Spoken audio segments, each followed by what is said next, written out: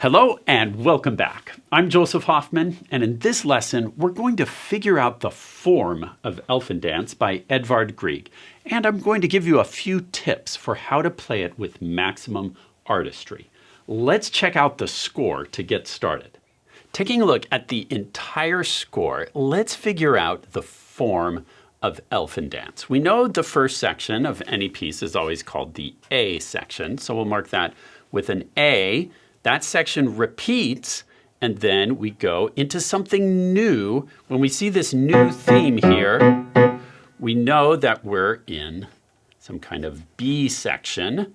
Now, on your own, if you'd like to try this on your own, pause the video and see if you can mark where the A section returns and then go throughout and see if you can mark where all the A and B sections are. Then press play and we'll check it out together.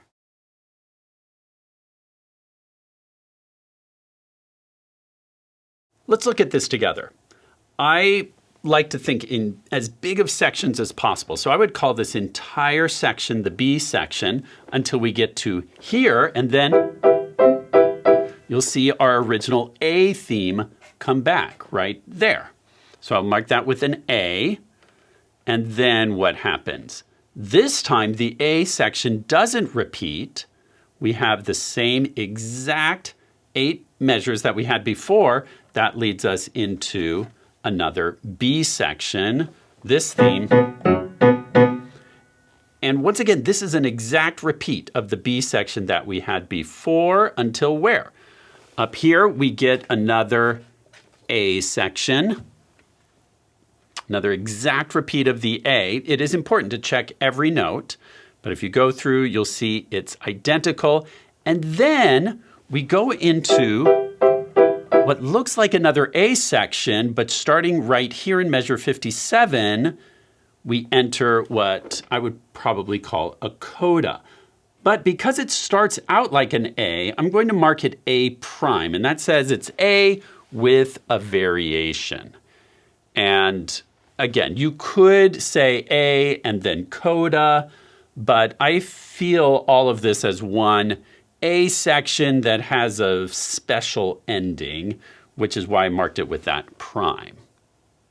So if we were to mark the form of the entire piece, we would see that it's A. Since the A repeats, I'll mark another A, B, A, B, A prime. This is not a commonly used form in music. It's an interesting form that Grieg used specifically for this piece. Who knows why he chose to do that?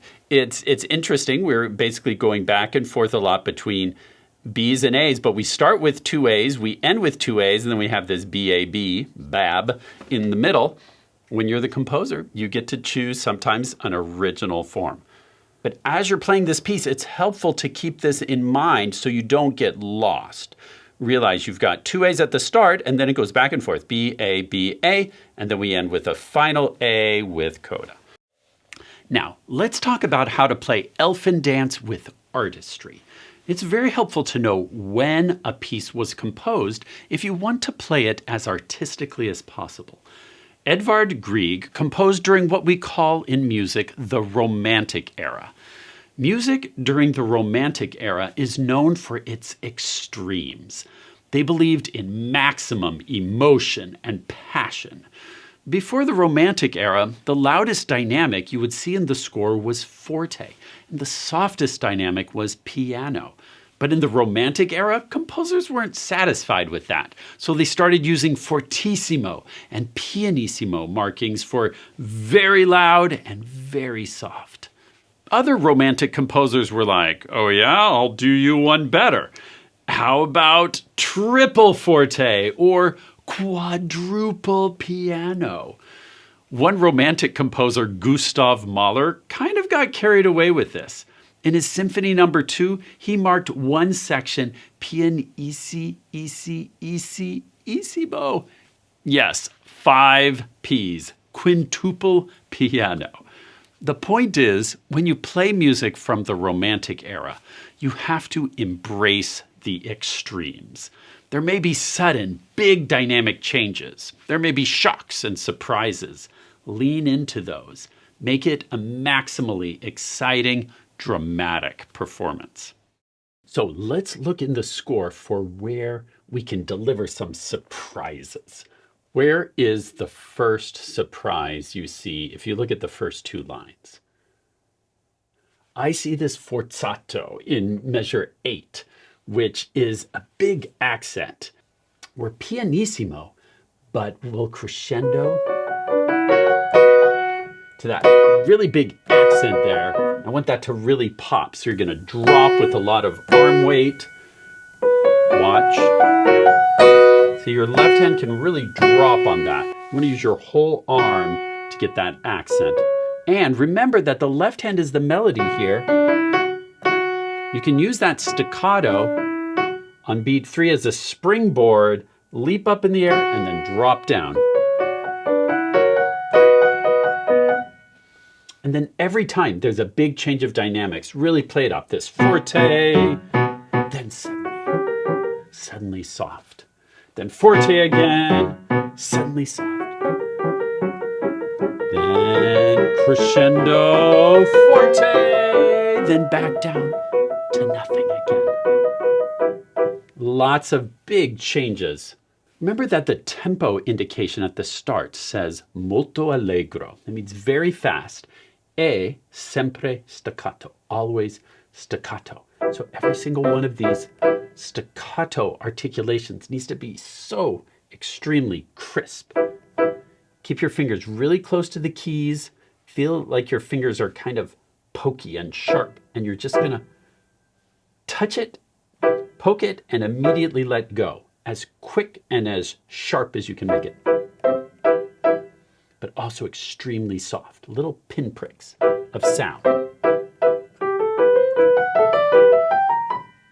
Another thing that will add a lot of artistry to your performance is adding phrasing.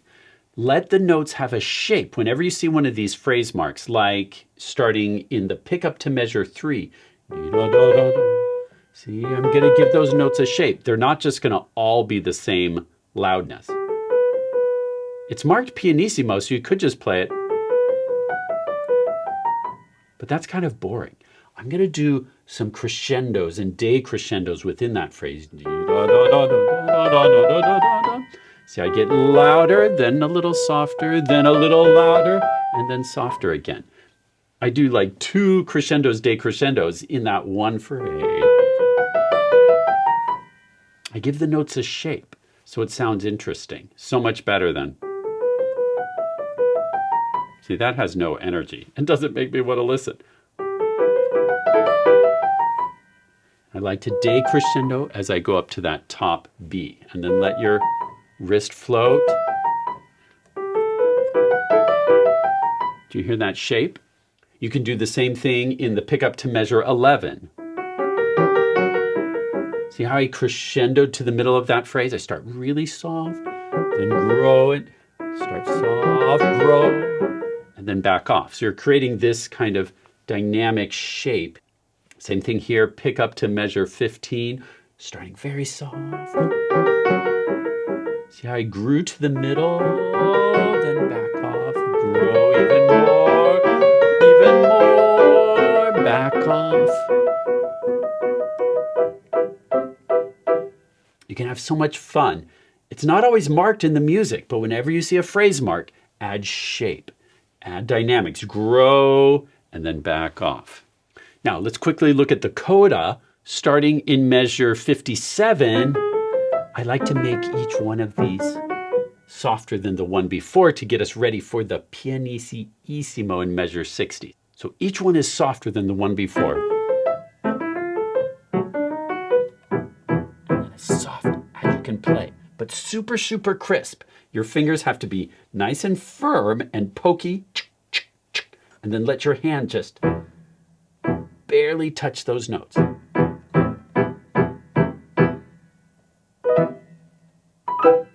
And then what I like to do when I play the last note of a song is freeze in some kind of pose to make it look interesting at the end. Freeze for a moment, and then bring your hands to your lap. And that helps make the ending really special and dramatic. So pose, and then relax.